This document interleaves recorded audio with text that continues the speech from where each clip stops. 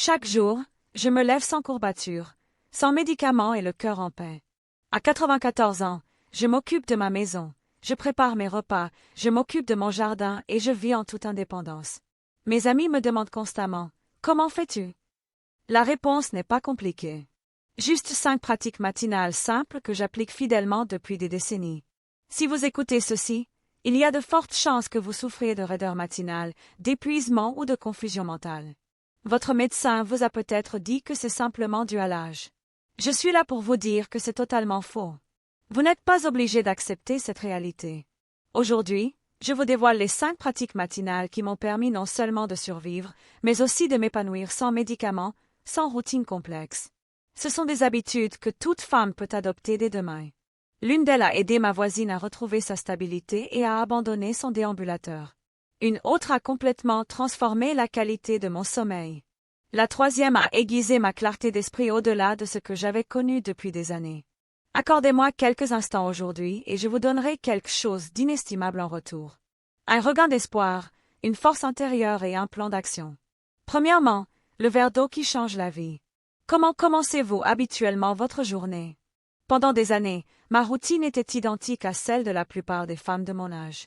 Se réveiller raide, se traîner jusqu'à la cuisine, se servir du café et prier pour que le brouillard mental se dissipe avant midi. Mais ce trouble, cette raideur, cette sensation de lourdeur, ce n'était pas le vieillissement. C'était la déshydratation qui sabotait silencieusement chaque matinée. J'ai découvert cette vérité à 75 ans.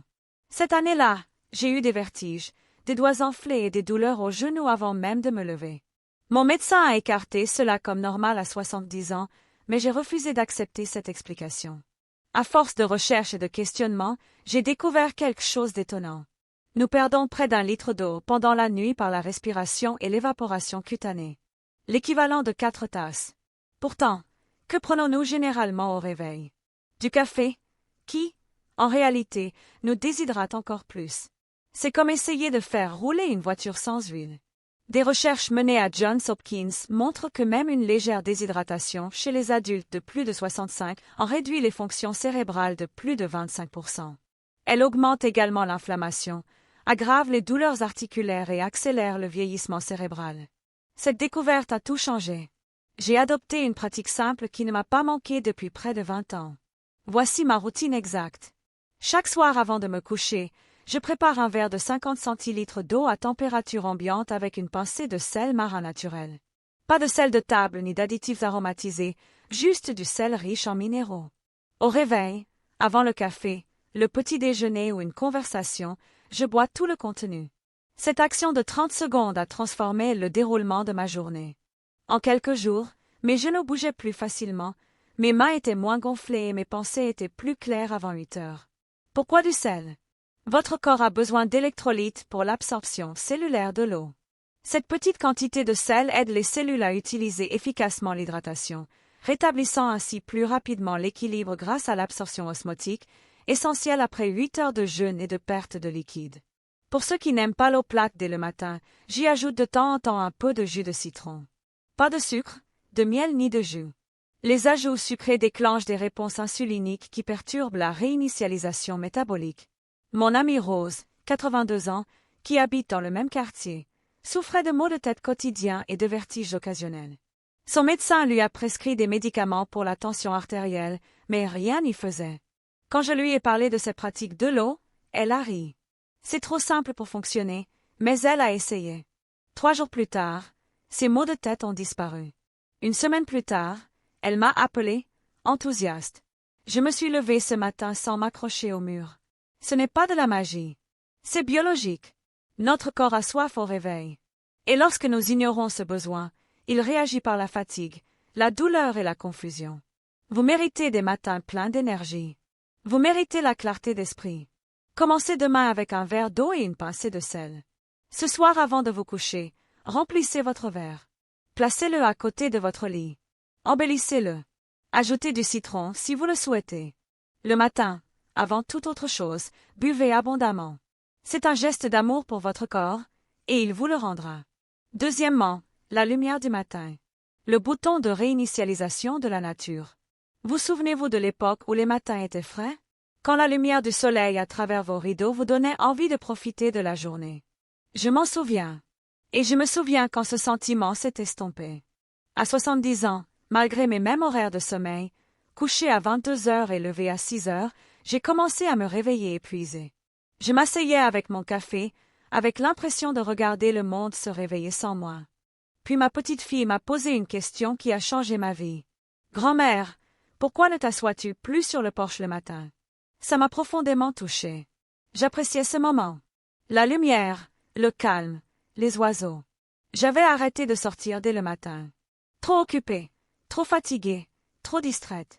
Je ne réalisais pas ce que j'avais perdu. Voici ce que j'ai appris et que toute femme de plus de 60 ans devrait savoir. Votre corps fonctionne selon une horloge naturelle appelée rythme circadien. Il n'influence pas seulement le sommeil. Il contrôle plus de 150 fonctions corporelles, les hormones, la digestion, le système immunitaire, l'humeur et même les processus de réparation nocturne. Mais cette horloge doit être réinitialisée quotidiennement.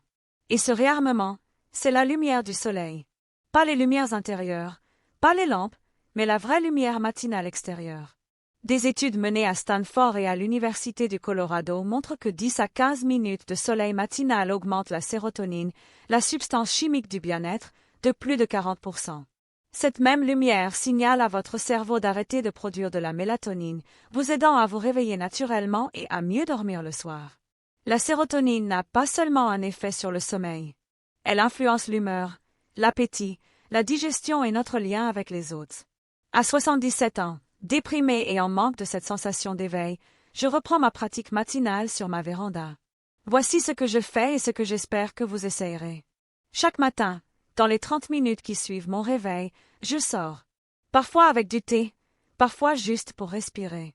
Je reste debout ou assise tranquillement pendant 10 à 15 minutes.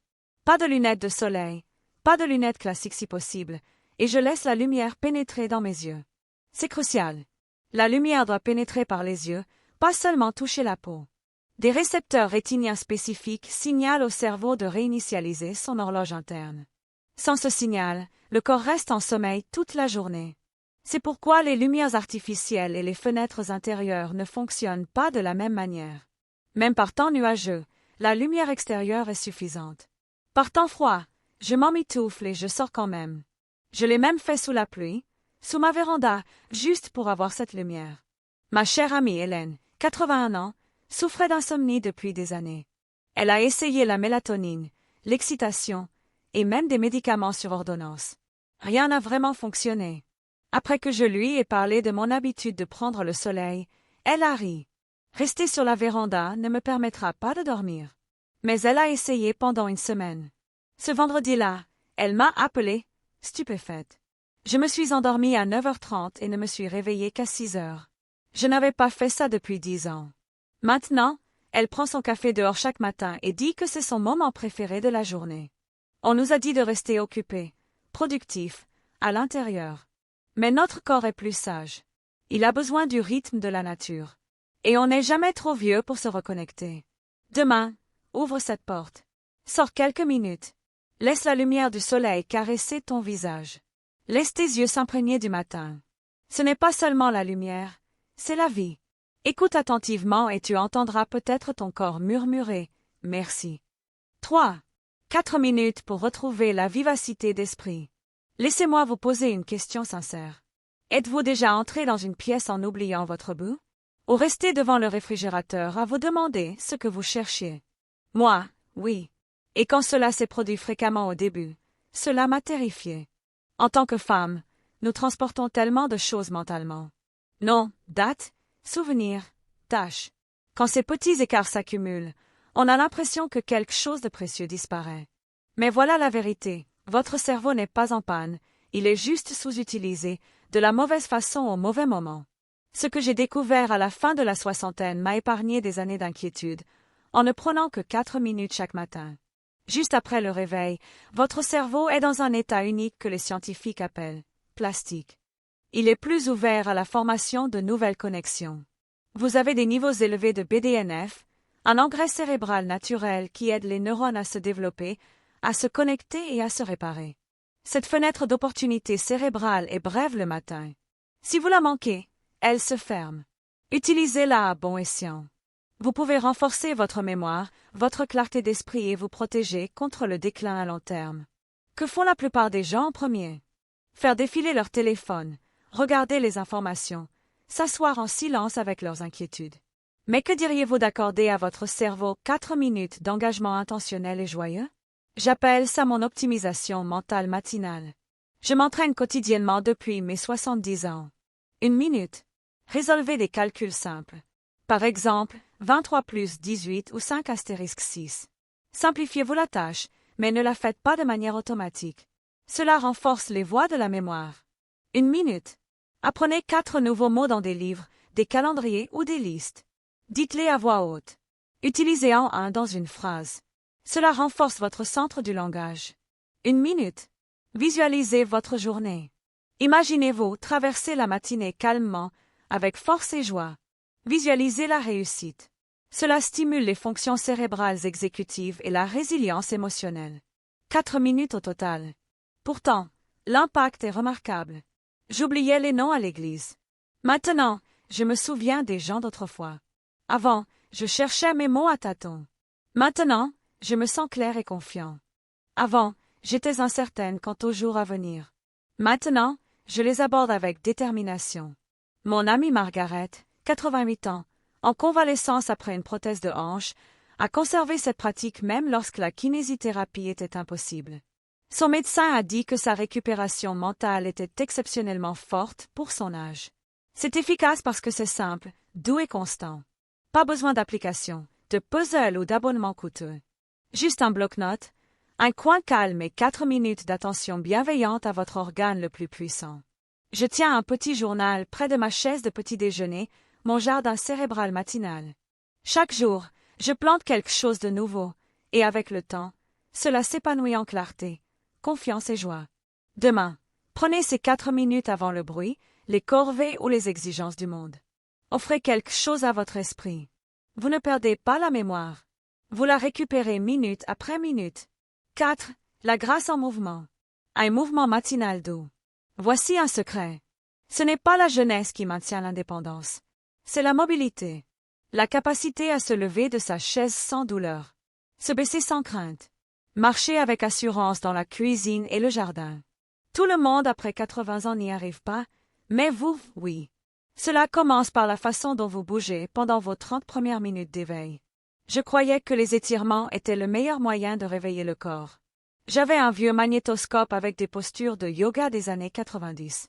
Je tendais les pieds, je me tordais le dos, je roulais la nuque, et je me demandais pourquoi je me sentais plus mal après. À 86 ans, j'ai commencé à ressentir des pincements dans le bas du dos. Me lever du canapé est devenu plus difficile.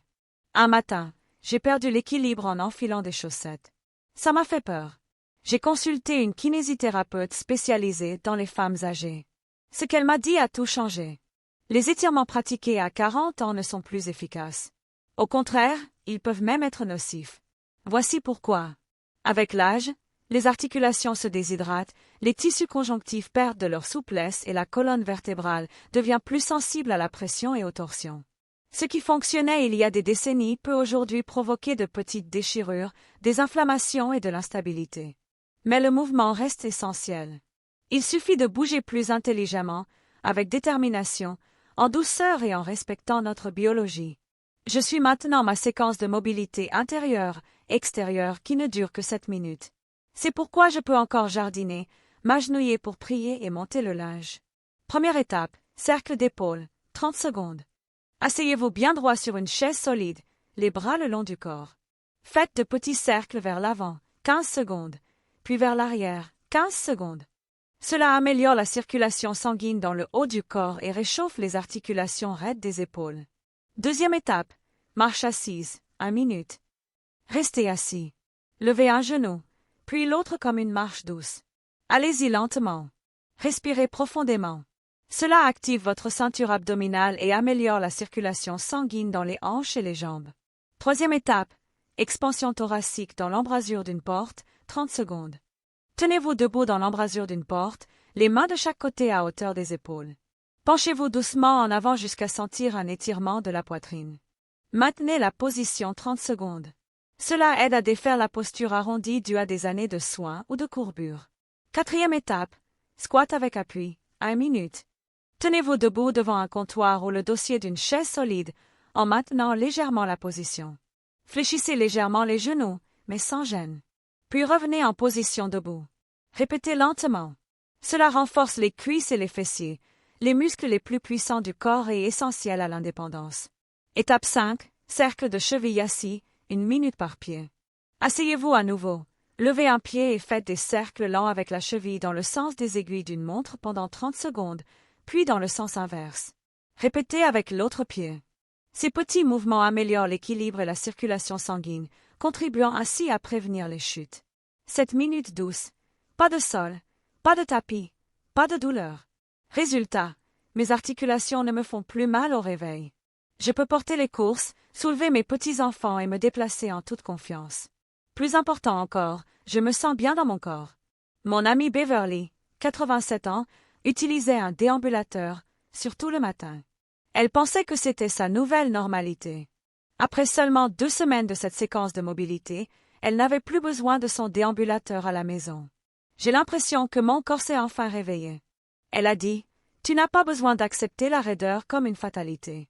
Ton corps est peut-être plus vieux, mais il veut toujours bouger, veut toujours te servir. Il a juste besoin d'un peu de chaleur, de rythme et d'amour. Demain matin, avant de te précipiter pour préparer le petit déjeuner ou consulter ton téléphone, prends 7 minutes. Fais en ton mouvement sacré, ton acte matinal de respect de soi. N'oublie pas que la mobilité n'est pas une question de vanité. C'est une question de dignité. 5. Nourris-toi de ta force. Le petit déjeuner qui te nourrit. Laissez-moi vous poser une question simple, mais importante. Qu'avez-vous mangé au petit déjeuner ce matin? Du pain grillé, une banane, du café, peut-être de la confiture sur un muffin anglais? Maintenant, laissez-moi vous demander, vous êtes-vous senti plein d'énergie après? Ou avez-vous eu un coup de mou en milieu de matinée, ayant besoin d'un autre café pour fonctionner? Pendant des années, mon petit déjeuner était exactement ça, léger, sucré et rapide. Je pensais bien faire, persuadé qu'en vieillissant, il fallait manger léger le matin. J'avais tort, et j'en ai payé le prix avec une fonte musculaire, de la fatigue et une faiblesse inexplicable. Ce que j'ignorais à l'époque, mais que je souhaite partager maintenant, a tout changé pour moi. Après 60 ans, quelque chose change dans le corps. Vos muscles deviennent résistants à la croissance, même si vous consommez la même quantité de protéines qu'avant. C'est ce qu'on appelle la résistance anabolique. Votre corps ne construit ni ne maintient ses muscles aussi facilement. Vous avez besoin de plus de protéines au bon moment, et le moment le plus efficace est le matin. Des chercheurs de l'université Tufts ont découvert que les personnes âgées consommant 25 à 30 grammes de protéines de haute qualité dans leur suivant leur réveil avaient une meilleure force de préhension, un meilleur équilibre et une perte musculaire significativement plus lente, quel que soit leur régime alimentaire du reste de la journée. Ce changement d'habitude lié à la consommation de protéines m'a aidé à conserver force, énergie et capacité à prendre soin de moi. Voici à quoi cela ressemble. La plupart du temps, je mange 2 œufs brouillés, une demi-tasse de fromage blanc et une petite tasse de thé vert. Ou, si j'ai envie d'un plat froid, un yaourt grec avec un mélange de protéines en poudre, une poignée de fruits rouges et quelques noix. Parfois, je me prépare un smoothie avec des protéines de lactosérum, du lait d'amande, une cuillère à café de collagène en poudre et une banane congelée. C'est délicieux et facile à digérer. L'essentiel est de consommer au moins 25 à 30 grammes de protéines en un seul repas, et non réparties sur la journée. Cette dose concentrée est ce dont vos muscles ont besoin pour se réveiller et réagir. Laissez-moi vous parler de mon amie Grace. Elle a 91 ans et c'est l'une des femmes les plus intelligentes et les plus gracieuses que je connaisse. Mais il y a quelques années, elle a commencé à avoir du mal à soulever des sacs de course. Son médecin lui a conseillé de faire plus d'exercice, mais là n'était pas le vrai problème. Nous avons examiné son petit déjeuner, pain grillé, fruits, café noir, sans protéines, sans énergie. Elle a apporté un changement, 2 œufs et un yaourt chaque matin. En un mois, elle a déclaré « Je me sens à nouveau forte. Je me sens moi-même. » C'est le pouvoir de nourrir son corps avec ce dont il a besoin, quand il en a besoin. Voici un autre conseil, mangez vos protéines après votre programme de mobilité. Bouger d'abord améliore la circulation sanguine vers les muscles, les rendant plus réceptifs aux protéines. Alors, bougez ensuite. puis faites le plein d'énergie. Et n'oubliez pas, évitez de commencer la journée avec des aliments riches en sucre, des céréales sucrées, des muffins, des jus de fruits. Ils vous donnent un coup de fouet rapide, mais vous ruinent ensuite et nuisent à la combustion des graisses et à la clarté mentale. Pas besoin d'un régime de culturiste, ni de compléments alimentaires coûteux. Juste de la vraie nourriture, de vraies protéines au bon moment. Car en nourrissant votre force, vous nourrissez votre indépendance.